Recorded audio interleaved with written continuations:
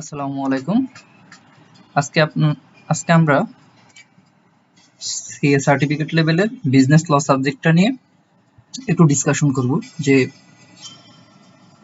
এক্সামে প্রস্তুতিটা কিভাবে নেওয়া যায়, কিভাবে নিলেই প্রথমবারে পাশ করা যায় আর কি। আমাদের সিএ তে সার্টিফিকেট লেভেলের মধ্যে বিজনেস ল সাবজেক্টটা তুলনামূলক অনেক সহজ। সবাই এই সাবজেক্টটাই আগে পাশ করে। সবার জন্য আমার একটা অ্যাডভাইস থাকবে যে যদি সার্টিফিকেট লেভেলে আপনারা এক্সাম দেন, বিজনেস ল সাবজেক্টটা প্রথমেই এক্সাম দেওয়ার জন্য, লিস্টে আর কি প্রথমে রাখার জন্য।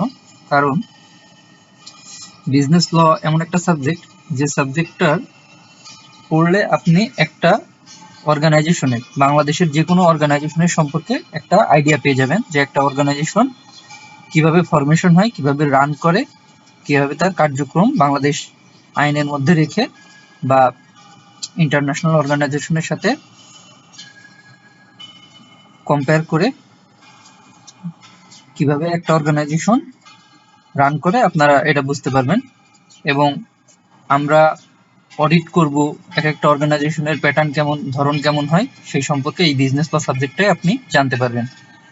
এই জন্য বিজনেস ল সাবজেক্টটা প্রথমে পরীক্ষা দেওয়া গুরুত্বপূর্ণ সবার জন্য।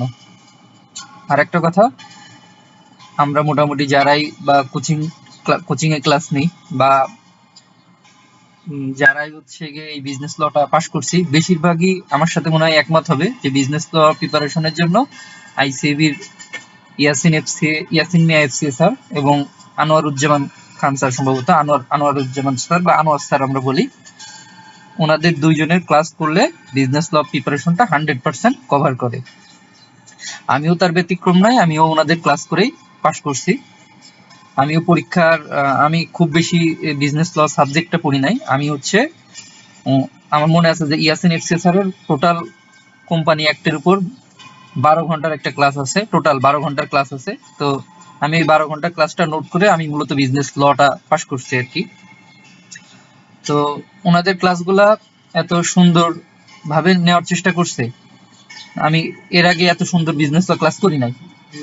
তো এজন্যই আমার রিকোয়েস্ট থাকবে, আপনারা যদি বিজনেস ল প্রিপারেশন নিতে চান অবশ্যই দুইজন শিক্ষকের ক্লাস করতে পারেন। আর যদি কেউ ক্লাস না করতে চান, যে পড়াশোনা করতে চান, পড়ে পাশ করতে চান, কোন কোন টপিক গুলা পড়বেন আমি ওনাদের ভিডিও থেকেই যতটুকু নোট করছিলাম ততটুকুই আপনাদের সাথে প্রোভাইড করব। আর এই যে নোটটা প্রোভাইড করছে আমার এই স্লাইডটা, এটা হচ্ছে মোহাম্মদ ইসরাফিল, আমার ছোট ভাই, ও আর কি নোটটা প্রোভাইড করছে। আমি এটা আর কি হ্যান্ড নোট বানাইছিলাম, ও আবার হ্যান্ড নোট থেকে এটা ওয়ার্ডে কনভার্ট করছে আমার খাতায় ইয়ে করে।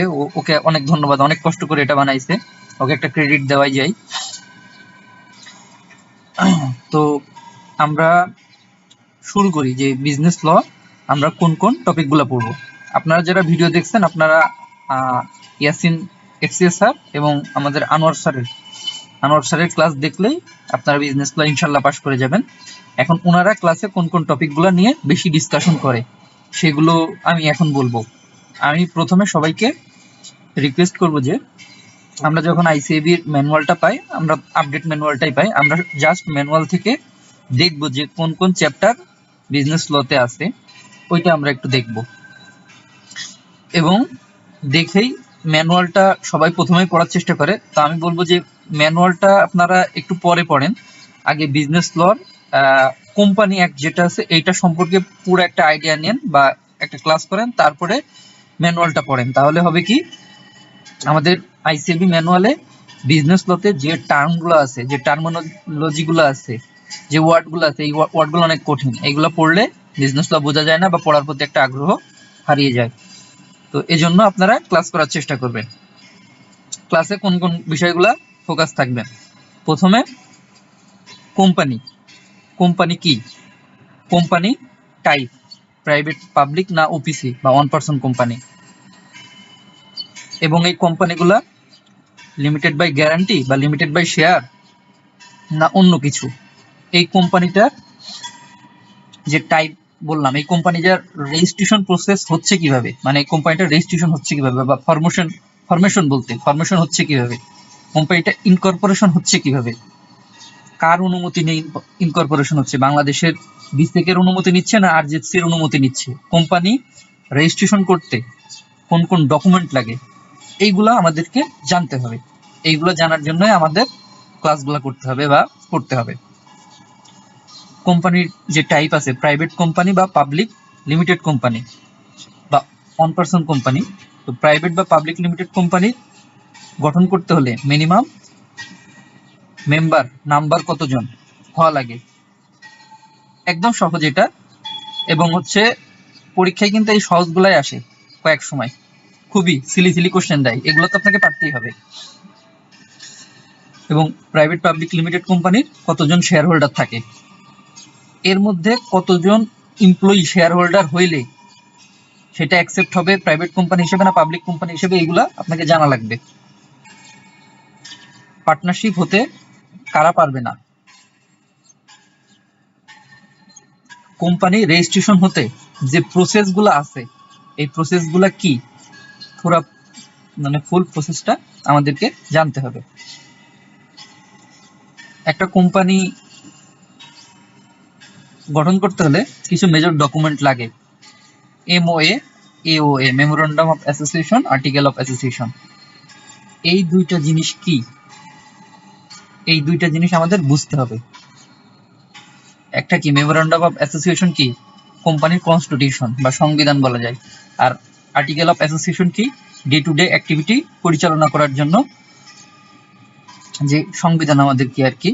এটা হচ্ছে এমওএ ও এওএ।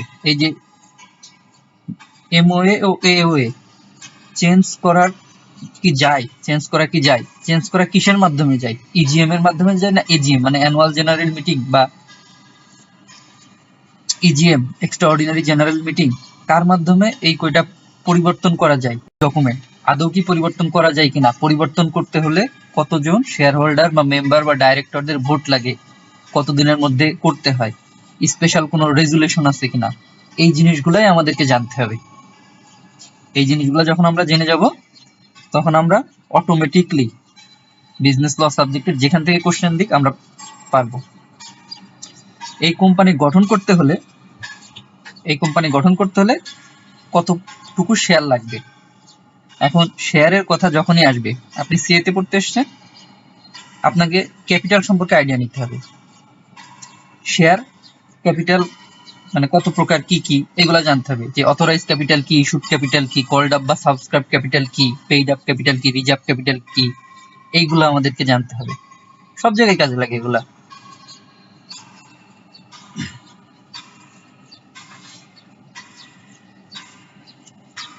একটা কোম্পানির এজিএম কি, ইজিএম কি, এটা কতদিন কোম্পানির রেজিস্ট্রেশনের কতদিন পর হয়, কোম্পানির রেজিস্ট্রেশনের কতদিন পর এজিএম বা ইজিএম হয়, এইগুলো জানতে হবে।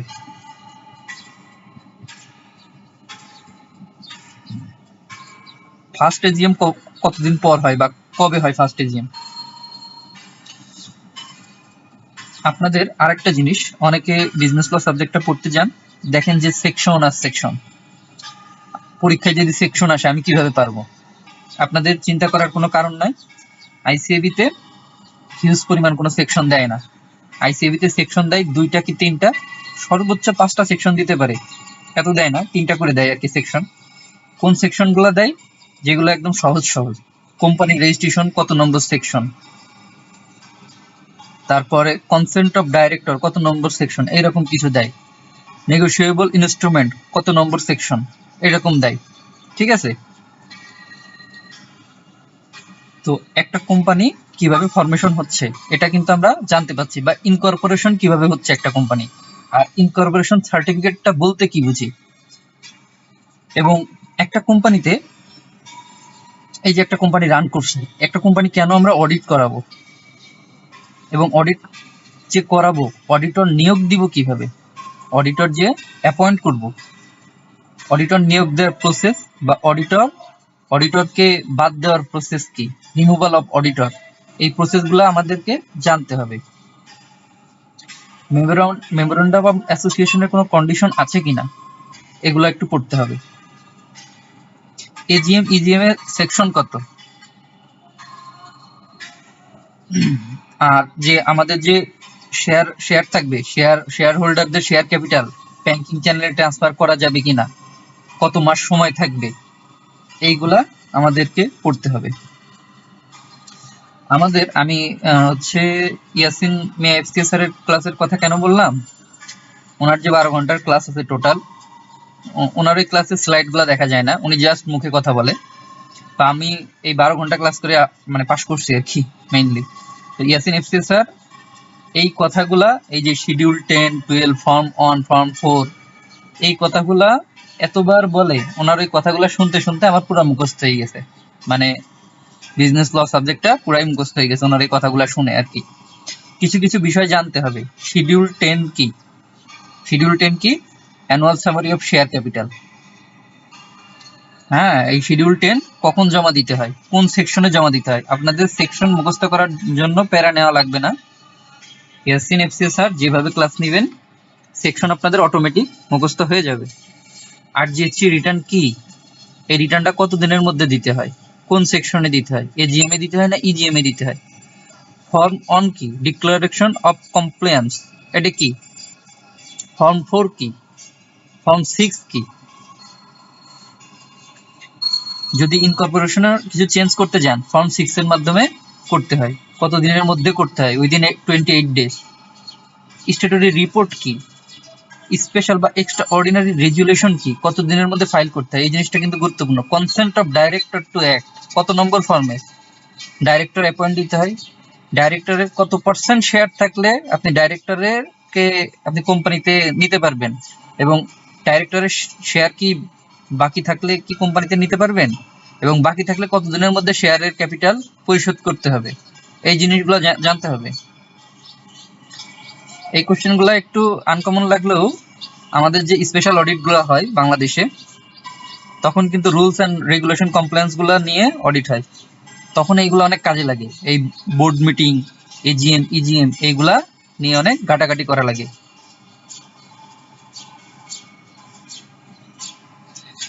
Form 12 particulars of director. Form 12 particulars of director কি? এই ফর্ম 12 আনতে কয়। Form 12, schedule 10। আমরা যখন অডিটে যাই, আমাদের ইনচার্জরা বলে যে ভাই, যে বলেন তো ফর্ম 12টা দিতে, শিডিউল 10টা দিতে, এরকম। তা আমরা বলি আরে ভাই, শিডিউল 10 কি, 12 কি, ফর্ম 12 কি, ভাই কি কি বলতেছেন। আমরা মনে করি এগুলা আসলে জিনিসগুলা কি ভাই। আমরা তো প্রথমে যখন একটা ক্লায়েন্টে যাই, আমরা কিছুই জানি না, ছোট মানুষ যাই, কিছুই জানি না, বুঝি না। তো বিজনেস ল সাবজেক্টটা পড়লে আপনারা একটা অর্গানাইজেশনের পুরো হোল অ্যাক্টিভিটি সম্পর্কে জানতে পারবেন।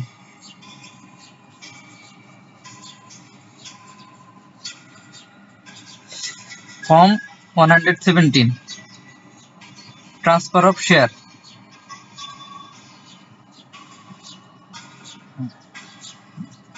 এই যে শিডিউল 1, শিডিউল 10, শিডিউল 12, এগুলা কি? এগুলা একটু জেনে নেবেন, গুগল থেকে ডাউনলোড করে দেখবেন শিডিউল 10, 12 কি।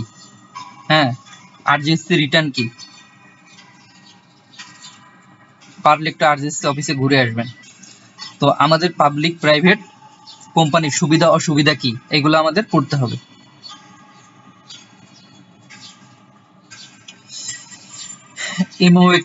এমওএ কি সাইন করতে হয়? কোনো প্রমোটার সাইন করে? প্রমোটার জিনিসটা কি, এগুলো তো জানতে হবে।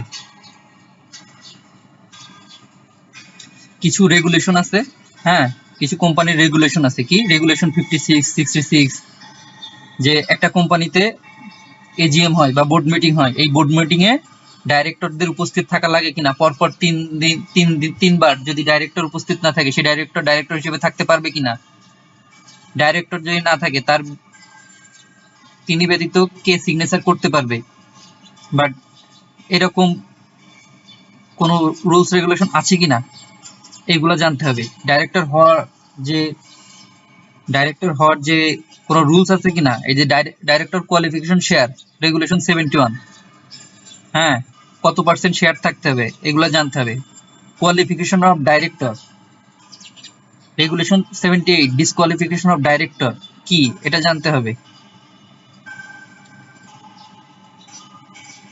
ইলেকশন করে কিভাবে একটা কোম্পানিতে ডাইরেক্টররা? জেনারেল মিটিং এ কি ডাইরেক্টর ইলেক্টেড করা যায়? ডিরেক্টর কি ইন্টিরিম ডিভিডেন্ড ঘোষণা করে? আসলে ইন্টিরিম ডিভিডেন্ডটা কি? এছাড়াও রেগুলেশন 105 যে বলছে books of account keep at register office. Register অফিসটা কি? এর আগে কিন্তু বলছি যে রেগুলেশন 112 তে অ্যাপয়েন্টমেন্ট অফ অডিটর, অডিটরের অ্যাপয়েন্টমেন্ট কিভাবে হয়, কিভাবে অডিটর নিয়োগ দেওয়া হয়, এই বিষয়গুলো আমাদের জানতে হবে। Provision for sending notice, instrument of share transfer কোন রেগুলেশনে থাকে? রেগুলেশন 117। এই রেগুলেশন কত আসবে এগুলো মনে করা লাগবে না। এই যে কম্পোনেন্ট গুলা আপনাদেরকে বলা হচ্ছে, আসলে আপনি কোম্পানি সম্পর্কে আইডিয়া রাখেন কিনা এই বেসিসে আইসিএবি কোশ্চেন করবে। বিজনেস ল কোশ্চেন গুলো আসলেই সহজ হয়। কোরাম অফ মেম্বার মিটিং, এই যে একটা বললাম না যে ওয়ার্ড গুলো ভালো করে জানতে হবে, অ্যাকসেন্ট গুলো ভালো করে জানতে হবে, এই জন্য আগে ক্লাস করতে হবে। কোরাম জিনিসটা কি? কোরাম জিনিসটা কি? কতজন ডাইরেক্টরে একজন কোরাম হয়, একটা কোরাম হয়। এই কোরামের কাজ কি? কোরামের সদস্যগুলো যদি হাফ অ্যান আওয়ারে মিটিং এ থাকতে না পারে তাহলে কি হবে? কোরাম বাদে মিটিং হয় কিনা? Director, appointment of alternative director, একটা কোম্পানিতে যদি ডাইরেক্টর না থাকে বা ডাইরেক্টর অল্টারনেটিভ কোনো ডাইরেক্টর নিয়োগ দিতে হলে কোনো রুলস এন্ড রেগুলেশন আছে কিনা এগুলো জানতে হবে। তো এইগুলো আপনারা রুল 89, 88, 86 এ পেয়ে যাবেন।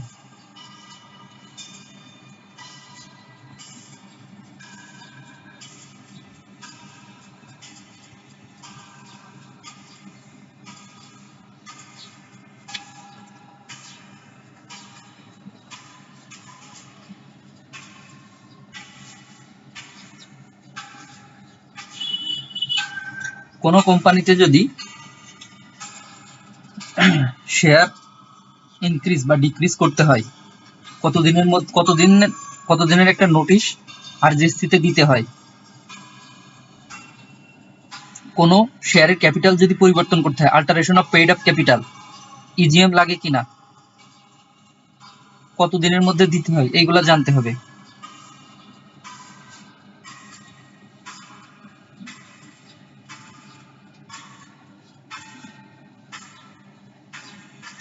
এজিএম, একটা কোম্পানি রেজিস্ট্রেশন হওয়ার পর বা ইনকর্পোরেশন হওয়ার পর এজিএম কত দিনে হয়?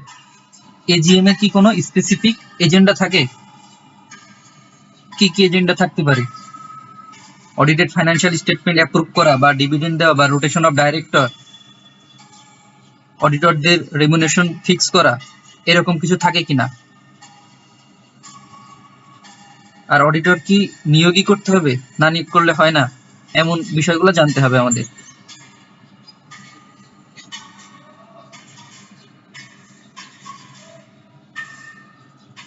কোম্পানি ফরমেশনের কতদিন পর স্ট্যাটুটরি মিটিং বা স্ট্যাটুটরি রিপোর্ট দিতে হবে, এটা জানতে হবে। কোরাম সম্পর্কে এখানে বলা আছে, আপনারা পড়ে নেবেন জিনিসগুলো, আমি স্লাইডটা শেয়ার করে দিব। আমরা ইজিএম কেন ডাকবো? হ্যাঁ, এক্সট্রাঅর্ডিনারি জেনারেল মিটিং, ইজিএম কেন ডাকবো? ইজিএম ডাকার কন্ডিশনটা কি? ডাইরেক্টররা কত পার্সেন্ট শেয়ার হোল্ড করলে কালেকটিভলি বা ইন্ডিভিজুয়ালি ইজিএম করতে পারে, এগুলা জানতে হবে। স্পেসিফিক এজেন্ডা বা স্পেসিফিক অবজেক্টিভ কি ইজিএম এর, এগুলা জানতে হবে। ইজিএম এর কতদিন নোটিশ প্রয়োজন, নোটিশটা কি রিটেন হবে না ওরাল হবে?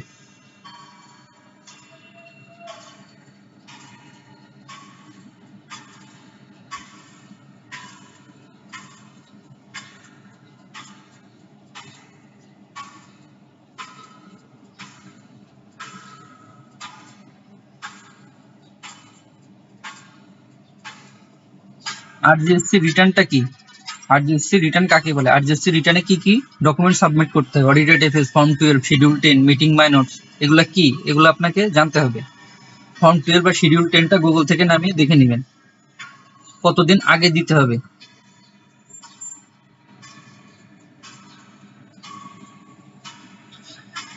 প্রাইভেট কোম্পানি ও পাবলিক লিমিটেড কোম্পানির ক্ষেত্রে বোর্ড অফ ডাইরেক্টর কতজন হবে? প্রাইভেট কোম্পানি থেকে কি পাবলিক লিমিটেড কোম্পানিতে রূপান্তর করা যায়? বা পাবলিক লিমিটেড কোম্পানি থেকে কি প্রাইভেট লিমিটেড কোম্পানিতে কি রূপান্তর করা যায়? আর এখন কেন পিএলসি আর পিভিটি লিখতেছি আমরা, এটা তো জানতে হবে। হুট করে দেখলাম যে সোনালী ব্যাংক পিএলসি হয়ে গেছে, আগে তো লেখা ছিল না পিএলসি, এখন কেন পিএলসি লিখতেছি, কত নম্বর রেজুলেশনে পাস হয়েছে বা সেকশনে, এগুলো জানতে হবে, আমাদের একটু আপডেট থাকতে হবে। ডাইরেক্টর কিভাবে নিয়োগ হয়? এজিএম এর কত পার্সেন্ট ভোট থাকলে ডাইরেক্টর নিয়োগ হয় বা ডাইরেক্টর রিটায়ার করে?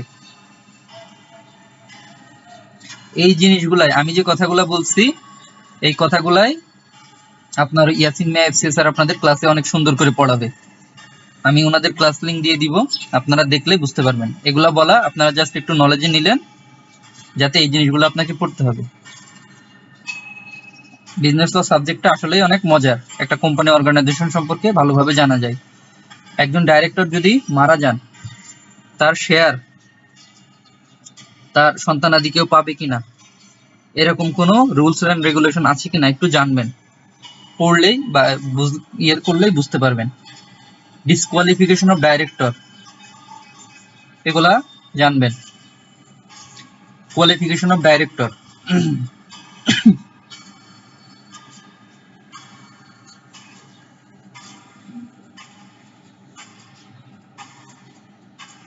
ডাইরেক্টর রিমুভালের প্রসেস কি, কোন সেকশনে হয়, ইজিএম জিনিসটা কি?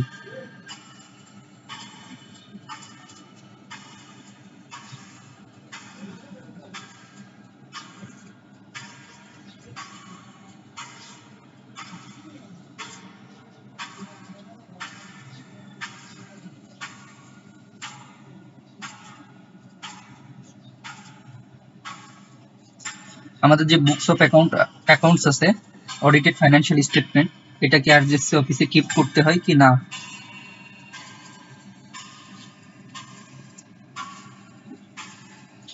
করলে কত বছরেরটা করতে হয়, এটা জানতে হবে।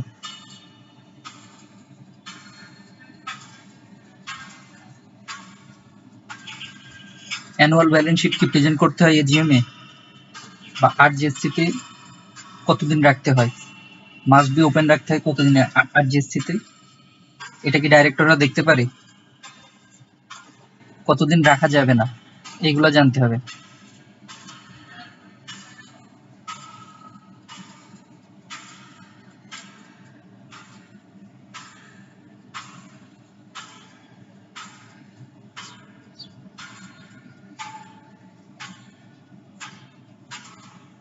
কোম্পানির যে ডিভিডেন্ড আছে, এই ডিভিডেন্ডটা অ্যাপ্রুভ করে কে, এবং এই ডিভিডেন্ড যে অ্যাপ্রুভ করে এর থেকে কি আর ডিভিডেন্ড বাড়ানো যায়, বা এই ডিভিডেন্ড কতদিনের মধ্যে দিতে হবে, এইগুলা আমাদেরকে একটু জানতে হবে।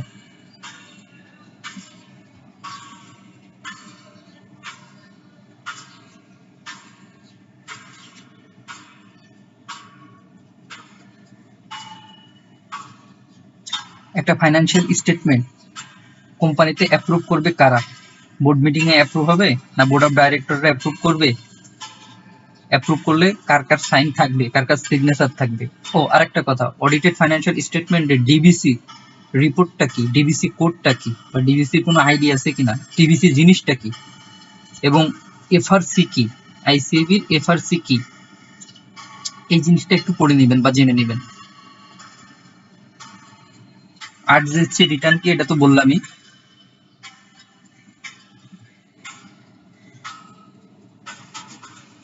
আমাদের যে বুকস অফ অ্যাকাউন্ট আছে, এই বুকস অফ অ্যাকাউন্টস শেয়ার হোল্ডাররা কি কোনো ইনভেস্টিগেশন করতে পারে কিনা আরজিএসসি তে অ্যাপ্লিকেশন করে, কত নম্বর সেকশনে বলছে, জানতে হবে এই জিনিসটা। অ্যাপয়েন্টমেন্ট অফ অডিটর ও ফিক্স অডিটর রিমুনেশন, এটা তো আমরা জানলামই যে অডিটরদের রিমুনেশন কত হবে।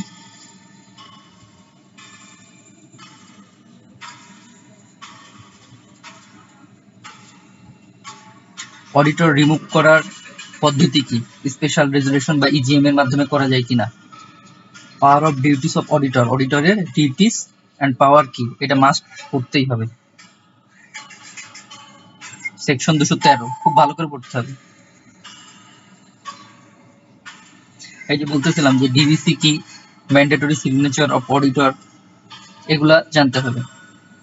প্রাইভেট কোম্পানি থেকে পাবলিক লিমিটেড কোম্পানি রূপান্তর করা যায় কিনা, করলে পদ্ধতি কি।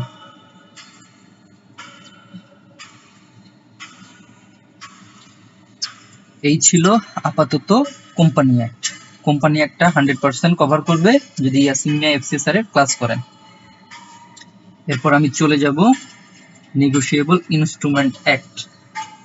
আমার এই স্লাইডে খুব বেশি কিছু নাই, নেগোশিয়েবল ইনস্ট্রুমেন্ট অ্যাক্ট আমি বই থেকে কিছু কথা বলবো, এতটুকুই। আচ্ছা, নেগোশিয়েবল মিনিং কি আর ইনস্ট্রুমেন্ট মিনিংটা কি। নেগোশিয়েবল করতে হলে কোনো কন্ডিশন আছে নাকি, with condition, without condition, negotiable মানেটা কি এটা বুঝতে হবে। আর ইনস্ট্রুমেন্ট জিনিসটা কি, ইনস্ট্রুমেন্ট কি cheque, bill of exchange, promissory note, এগুলা কোনো ইনস্ট্রুমেন্ট কি না, এগুলা বুঝতে হবে।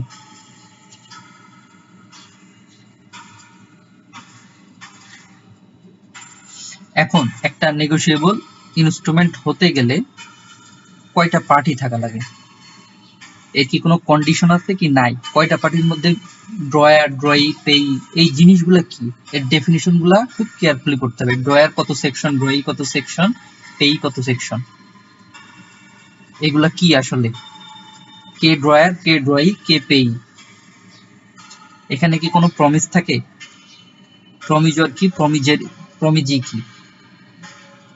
নেগোশিয়েবল ইনস্ট্রুমেন্ট যে তিনটা, cheque, bill of exchange, promissory note, promissory নোটটা কি এবং বিল অফ এক্সচেঞ্জ কি, বিল অফ এক্সচেঞ্জের পার্টি কি, ড্রয়ার, ড্রয়ি, অ্যাকসেপ্টর বা পেই,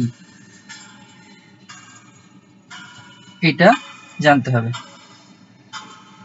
নেগোশিয়েবল ইনস্ট্রুমেন্টের ইনডোর্সার কি, ইনডোর্সি কি, ইনডোর্সমেন্ট কি, ইনডোর্সমেন্ট কি এটা জানতে হবে, কেন ইনডোর্সমেন্ট করতে হয়। আমরা নেগোশিয়েবল ইনস্ট্রুমেন্ট একটু বই থেকে দেখব।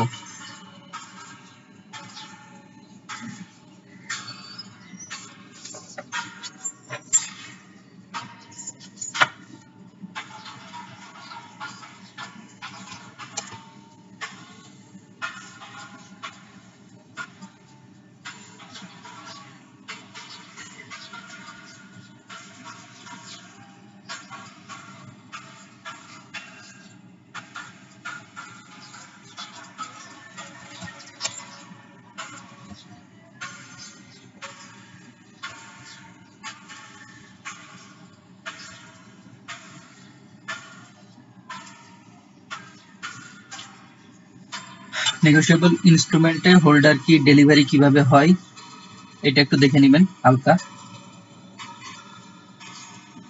ইনডোর্সমেন্ট কি, ইনডোর্সমেন্ট বলতে কি বোঝো, কত নম্বর সেকশন দেখে নেবেন। ইফেক্ট অফ ইনডোর্সমেন্ট, ইনডোর্সমেন্টের ক্ষেত্রে কোনো রেস্ট্রিকশন আছে কিনা। এখানে আমাদের আইসিএবি ম্যানুয়ালে যে এক্সাম্পল গুলা দেওয়া আছে বা ইন্টারেক্টিভ কোশ্চেন দেওয়া আছে, প্রত্যেকটা ইম্পর্টেন্ট, প্রত্যেকটা ভালো করে পড়বেন।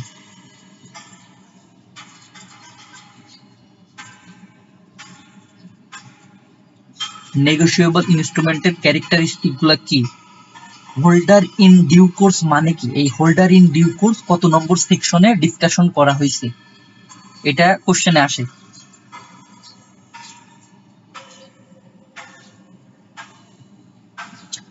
এই যে নেগোশিয়েবল ইনস্ট্রুমেন্ট কোনগুলা, bill of exchange, promissory note, cheque, এর বাদেও কিছু আছে কিনা, hundi, share warrant, share warrant কি, ডিভিডেন্ড ওয়ারেন্ট কি, ডেলিভারি অর্ডারস কি,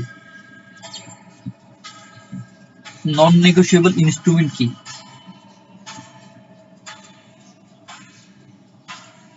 এরপর আমরা ডিরেক্ট চলে আসবো প্রমিজারি নোটে। প্রমিজারি নোট কি, কাকে বলে, এর সেকশন কত। এই যে এখানে দেখেন প্রমিজারি নোটে কিছু ডেসক্রিপশন দেওয়া আছে বা এক্সাম্পল দেওয়া আছে, এগুলা ভালো করে পড়বেন। এগুলা আনোয়ার স্যার খুব ভালো করে ক্লাস নিবে, ওনার ক্লাস করলেই হবে। Essential component of promissory note, bill of exchange কি, বিল অফ এক্সচেঞ্জ কি কন্ডিশনাল হয় বা আনকন্ডিশনাল হয়, বিল অফ এক্সচেঞ্জের পার্টি কি, ড্রয়ার কি, পেই কি, ড্রয়ার কি, এগুলো জানতে হবে। Essential requisite of bill of exchange, bill of exchange চেনার উপায় কি, কন্ডিশন কি, এটা কিন্তু পরীক্ষায় আসে এগুলাই। Promissory note, bill of exchange, cheque শুনতে একই রকম লাগে, কোনটা কি এইটাই আইডেন্টিফাই আপনাকে করতে হবে। Identify distinction but between cheque, bill of exchange, এটা খুব ভালো করে পড়বেন, আনোয়ার স্যার খুব ভালো করে পড়াবে, এটা আপনারা ভালো করে পড়বেন।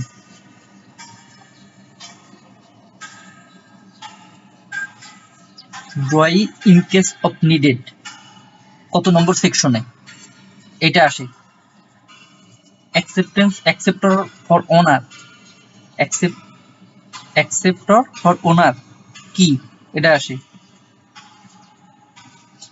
আচ্ছা, নোটারি পাবলিক, নোটারি পাবলিক কি জিনিস এটা কি জানেন? এটা জানার ট্রাই করবেন। হোল্ডার ইন ডিউ কোর্স কি, কত সেকশন, কাকে বলে, কি বোঝায়, জেনে নেবেন। পেমেন্ট ইন ডিউ কোর্স কি, কত সেকশন, কাকে বলে, মানে কি বলতে, মানে বলতে কি বুঝেন, কোনটা সঠিক নয়, ট্রু ফলস, জেনে নেবেন। ইন্ডোর্সমেন্টের কথা তো বললামই আপনাদের। Holder claim through holder in due course কি, right of holder in due course, holder in due course কোনো মামলা করতে পারে কি না। প্রিভিলেজ কি, হোল্ডার ইন ডিউ কোর্সের সম্পর্কে এখান থেকে কোশ্চেন আসেই।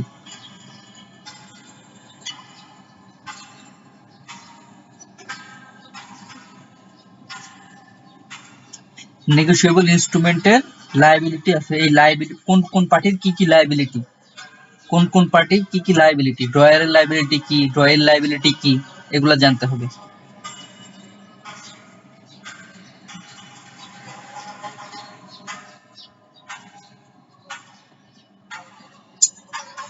Different type of instrument, inchoate instrument কি, বেয়ারার ইনস্ট্রুমেন্ট কি, অর্ডার ইনস্ট্রুমেন্ট কি, ইনস্ট্রুমেন্ট পেবল ডিমান্ড কোন সেকশন, বলতে কি বোঝায়, instrument payable after site,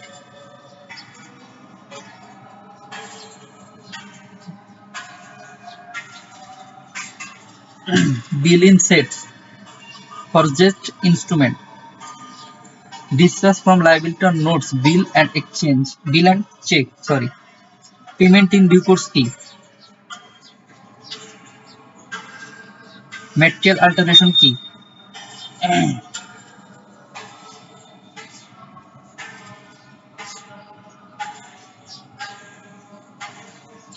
define the notice of dishonor কি, কত সেকশন, বলতে কি বোঝায়, ট্রু ফলস, সবকিছু পড়বেন ভালো করে।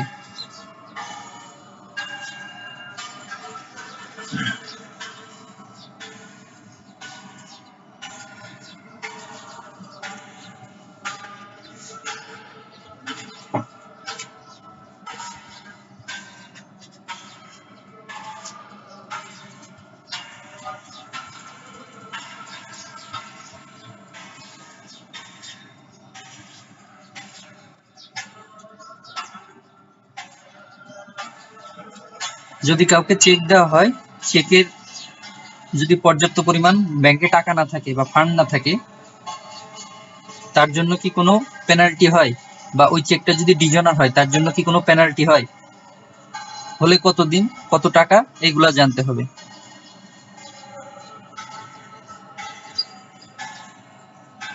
Penalty in case dishonors certain check for insufficient fund in the account, section 138 পড়বেন ভালো করে। আইডেন্টিফাই অফেন্স অফ কোম্পানিজ, এটা ভালো করে পড়বেন, সেকশন, ট্রু ফলস, সবকিছু। তো মোটামুটি নেগোশিয়েবল অ্যাক্ট শেষ।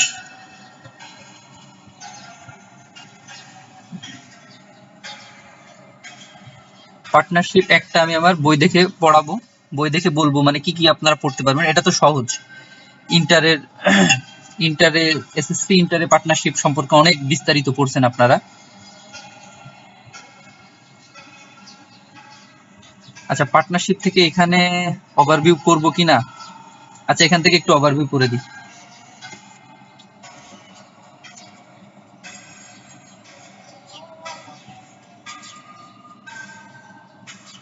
পার্টনারশিপ অ্যাক্টে পার্টনারশিপ কি, পার্টনারশিপ করতে হলে চুক্তি করা লাগে কিনা, চুক্তিটা ওরাল বা রিটেন কিনা। ব্যাংকিং এর ক্ষেত্রে, জেনারেলের ক্ষেত্রে পার্টনারশিপের নাম্বার এইটা আসে। ব্যাংকিং এর জেনারেলের ক্ষেত্রে পার্টনারশিপের নাম্বার। পার্টনারশিপে যদি কোনো চুক্তি করা থাকে তাহলে মামলা করলে কত টাকা পাবে, না করলে কত টাকা পাবে, এটা জেনে নেবেন। পার্টনারশিপ আর কো ওনারশিপের ডিফারেন্স কি জানবেন। মিউচুয়াল এজেন্সি ভিত্তিতে কি কি ডিফারেন্স না ডিফারেন্স এগুলা জেনে নেবেন। পার্টনারশিপ কি আর কোম্পানি কি, ডিফারেন্স গুলা এখান থেকে পড়ে নেবেন সুন্দর করে।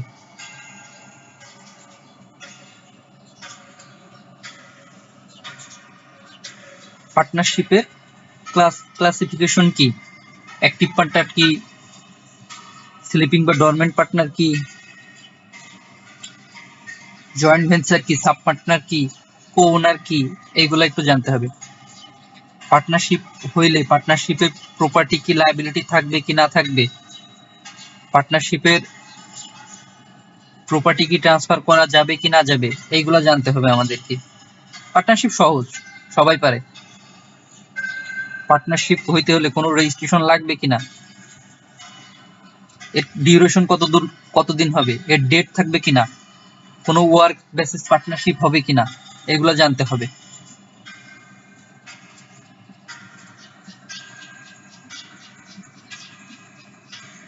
পার্টনার হওয়ার জন্য অ্যাভেলেবেল কারা,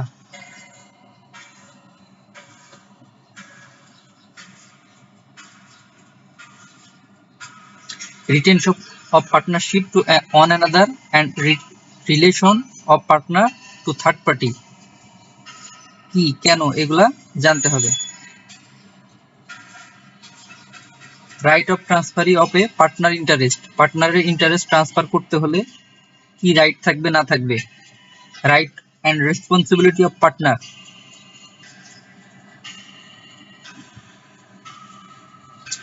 mutual right and liability of partner.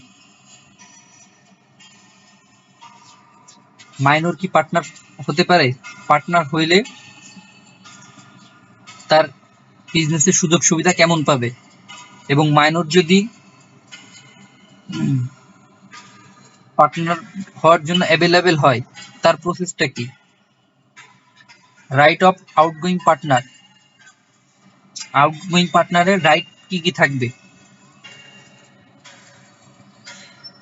Partnership dissolution করার জন্য কি কি করতে হবে, dissolution by agreement, compulsory dissolution কি, কোর্ট দ্বারা ডিসলিউশন হয় কিভাবে, মানে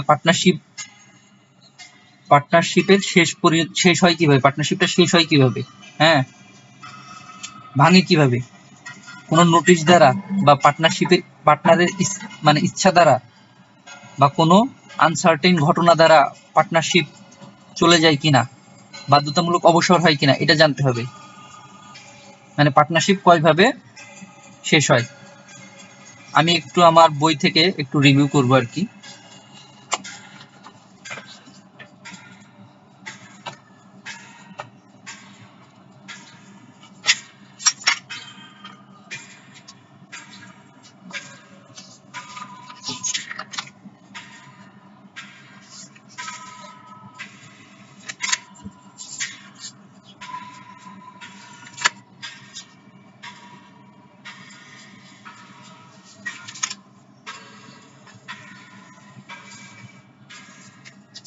আচ্ছা, এজেন্ট কি, পার্টনারশিপ কি এজেন্ট হতে পারে, পার্টনারশিপ আর এজেন্টের ডেফিনেশন কি, পার্টনারশিপ আর এজেন্টের অথরিটি কি, এগুলো আমাদেরকে জানতে হবে।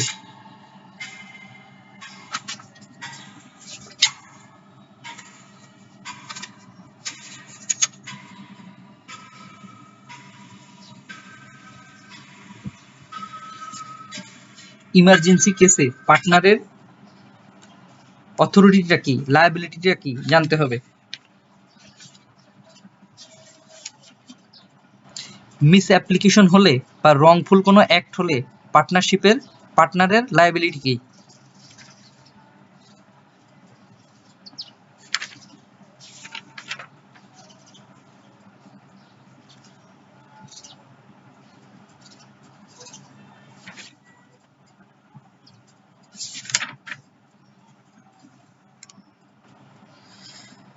বিজনেসে যদি কোনো ক্ষয়ক্ষতি হয় বা লাভ লস হয়, এগুলা কিভাবে, বা দায় দেনা হয়, এগুলা কিভাবে পরিশোধ করা হবে, মানে personal profit earned after dissolution, এগুলা কিভাবে ভাগ করা হবে, সেইটা সম্পর্কে আমাদের জানতে হবে। Payment of farm ডেপ্ট and of separate ডেপ্ট।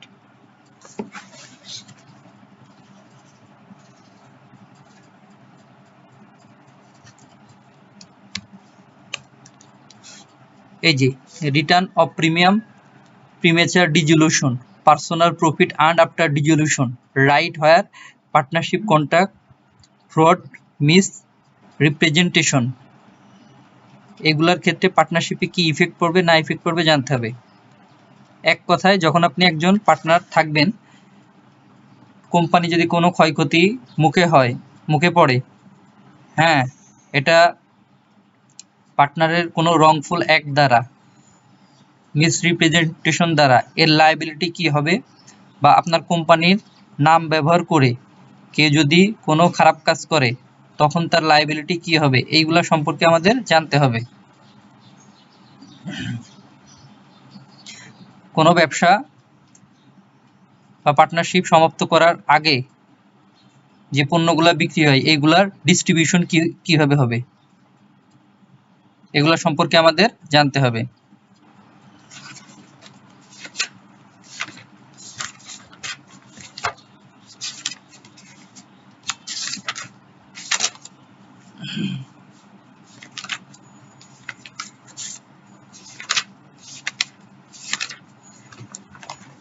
Last and end, সেটা হচ্ছে কন্ট্রাক্ট অ্যাক্ট। কন্ট্রাক্ট অ্যাক্টের সাথে নতুন একটা যোগ হয়েছে, business,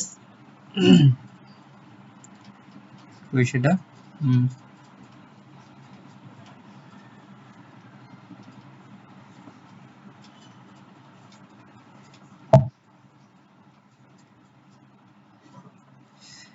the contract act and sale of goods act. Sale of goods act এবার নতুন সিলেবাসে। সেল অফ গুডস অ্যাক্ট থেকে কোশ্চেন তুলনামূলক কম এসছে, তাও আপনারা পড়ার চেষ্টা করবেন।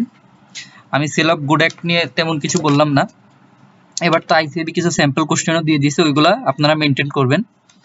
কন্ট্রাক্ট অ্যাক্ট নিয়ে ছোট কিছু কথা বলবো আর কি।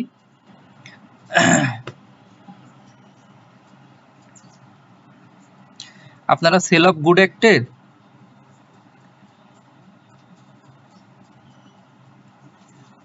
সেল অফ গুড অ্যাক্টের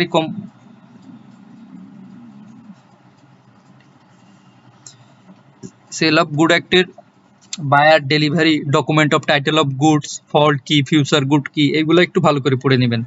মার্কেটাইল এজেন্ট কি, এখান থেকে কোশ্চেন কম আসতেছে। প্রশ্ন সব থেকে বেশি আসবে আপনার কোম্পানি অ্যাক্ট থেকে, পার্টনারশিপ আর কন্ট্রাক্ট থেকে, এই তিনটা থেকে বেশি আসবে না। নেগোশিয়েবল ইনস্ট্রুমেন্ট থেকে আসবে। কোম্পানি থেকে আসবে হচ্ছে, কোম্পানি অ্যাক্ট থেকে হচ্ছে 12 থেকে 15টা কোশ্চেন আসবে, বা 10টা কোশ্চেন আসবে কোম্পানি অ্যাক্ট থেকে। পার্টনারশিপ থেকে 5টা মানে প্রশ্ন আসবে। আর নেগোশিয়েবল ইনস্ট্রুমেন্ট থেকে 7-8টা কোশ্চেন আসবে। কন্ট্রাক্ট অ্যাক্টের থেকে হচ্ছে 7-8টা কোশ্চেন আসবে। এইভাবেই মিলিয়ে আসবে আর কি, সবকিছু মিলিয়ে। আচ্ছা, আমরা এবার চলে যাই কন্ট্রাক্ট অ্যাক্ট নিয়ে একটু কিছু কথা বলবো।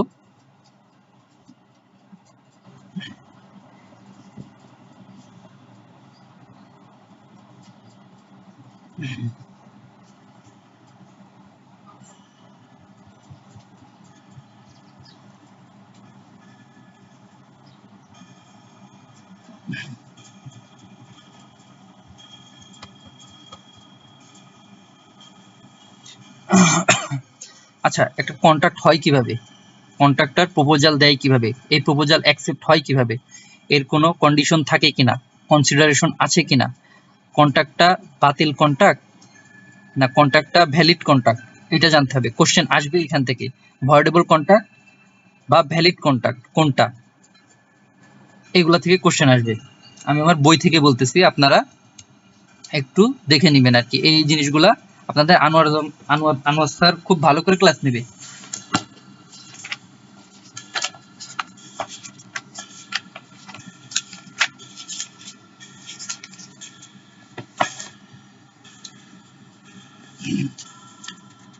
আচ্ছা, কন্ট্রাক্ট হইতে গেলে আগে কন্ট্রাক্টের ডেফিনেশনটা জানবেন। কন্ট্রাক্ট হইতে গেলে এর মানে কি কি কম্পোনেন্ট আছে, প্রপোজাল বা অফার কে দেয়, প্রমিস করে কি, এগ্রিমেন্ট করে কি, আর কন্ট্রাক্টটা আসলে হয় কি, এটা কি ল দ্বারা ইনফোর্স হয় বা ল দ্বারা হয় একটা কন্ট্রাক্ট, বা ল এর বাইরে কোনো জুয়া কিন্তু কোনো কন্ট্রাক্ট হবে না। কন্ট্রাক্ট আর এগ্রিমেন্টের পার্থক্য কি? এগ্রিমেন্ট এক জিনিস, কন্ট্রাক্ট কিন্তু আরেক জিনিস। প্রপোজালটা কিভাবে আসে, প্রপোজালের কমিউনিকেশন, অ্যাকসেপ্টেন্স বা ক্যান্সেলেশন কিভাবে করা যায়, কত সেকশনে বলছে, এগুলো জানতে হবে। রিভোকেশন বা cancellation of proposal and acceptance.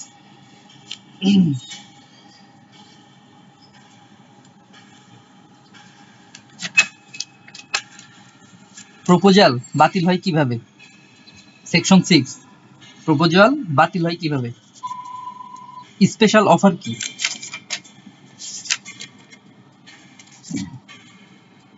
Acceptance জিনিসটা কি, অ্যাকসেপ্টেন্স মাস্ট বি অ্যাবসলুট মানে কি, কত সেকশনে হয়েছে, এগুলো জানতে হবে। Acceptance by performing condition, receiving consideration, এগুলো আমাদের জানতে হবে। Rules regarding of acceptance.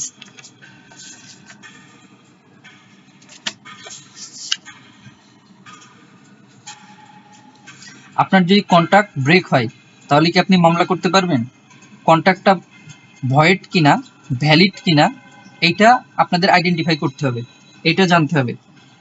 ভয়েডেবল contract বা ভয়েডেবল এগ্রিমেন্ট কি, কত সেকশনে বলছে, এখান থেকে মাস্ট বি কোশ্চেন আসেই।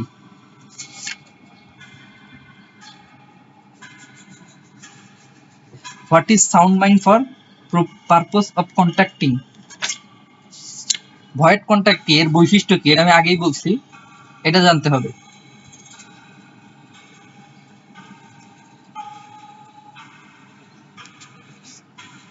কনসেন্ট কি, ফ্রি অফ কনসেন্ট কি, কত সেকশন, এখান থেকে কোশ্চেন আসে। Definition of coercion, definition of undue influence, undue influence কত সেকশন বলতে কি বোঝায়, কোশ্চেন আসে একটা। ডেফিনেশন অফ ফ্রড কি, কোশ্চেন আসে। Voidability of agreement without free consent, question আসে এখান থেকে।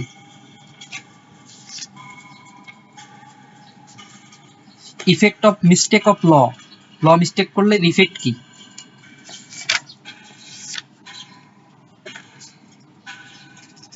আনফোর্সেবল এগ্রিমেন্ট বা ইললিগাল এগ্রিমেন্ট, বা ইললিগাল এগ্রিমেন্ট কি ভয়েড কিনা। Quasi contract, as like as contract, quasi contract কি, কোয়াইসি কন্ট্রাক্ট হলো কন্ট্রাক্টের মতোই।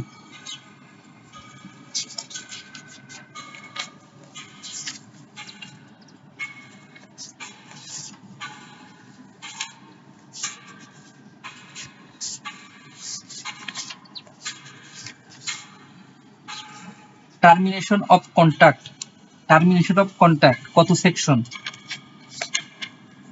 Method of termination, subsequent or supervening impossibility কি, এগুলো জানতে হবে। ব্রিচ অফ কন্ট্রাক্ট, এখান থেকে একটা কোশ্চেন আসে, ব্রিচ অফ কন্ট্রাক্ট বা termination by breach of contract কি, এখান থেকে একটা এমসিকিউ আসে।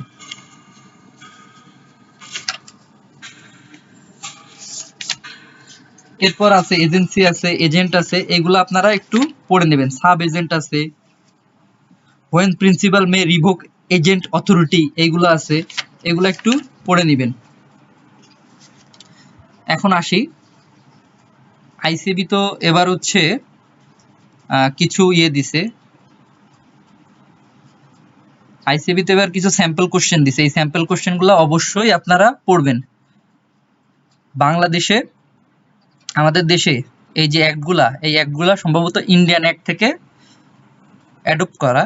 তো আমাদের বাজারে যে কোশ্চেন ব্যাংকগুলো আছে, আমাদের বাজারে যে কোশ্চেন ব্যাংকগুলো আছে, এই কোশ্চেন ব্যাংকগুলো সবই ইন্ডিয়ান কোশ্চেন ব্যাংক থেকে, ইন্ডিয়ান অ্যাক্ট থেকে সরাসরি কপি করা।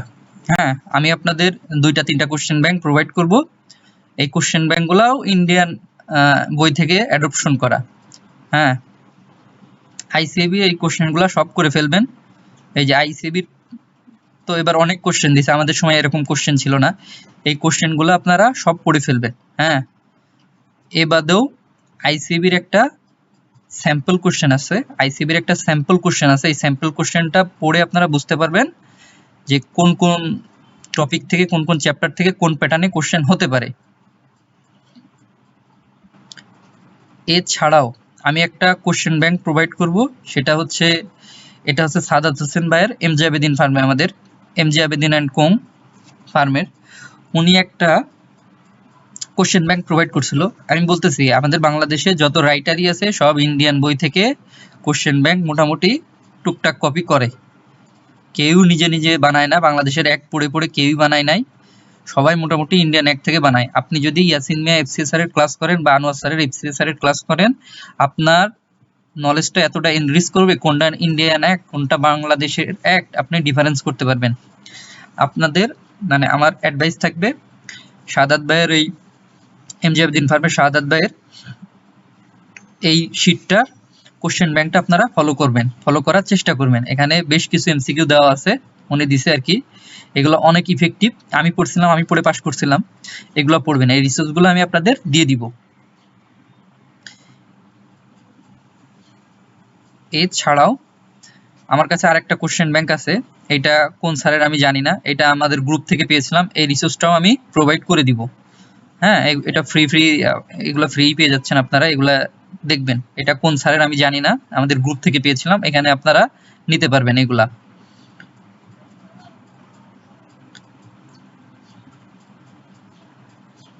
আর আমার এই শীটটা আমি দিয়ে দিব আপনাদেরকে, এগুলা দেখলেও আপনারা একটু পড়তে পারবেন। তো বিজনেস ল নিয়ে চিন্তার কিছু নাই, অনেক সহজ একটা সাবজেক্ট। আপনারা যদি এই ইনস্ট্রাকশনগুলো ফলো করেন বা এই জানার আগ্রহগুলো তৈরি করেন তাহলে ইনশাল্লাহ পাস করে যাবেন। ধন্যবাদ আজকে, আসসালামু আলাইকুম।